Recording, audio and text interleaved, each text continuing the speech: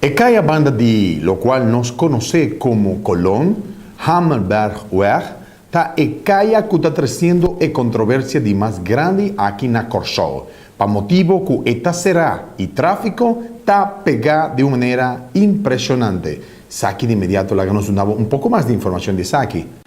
Saki ta aquella ye Hammelberg-Weg na outra banda. Qual ta aquella entre Hospital Biel e um novo para qual está em construção caba.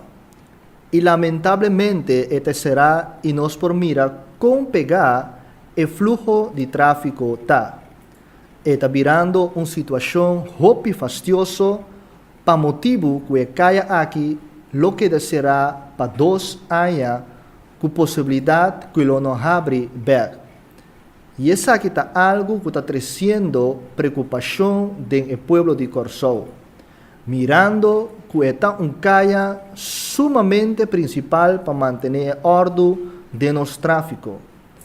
Pero me está seguro que essa aqui está cambio assim para dar uma facilidade na trabalho de hospital novo, que seguro na final lo vai estar na bem-estar do povo de Corsol.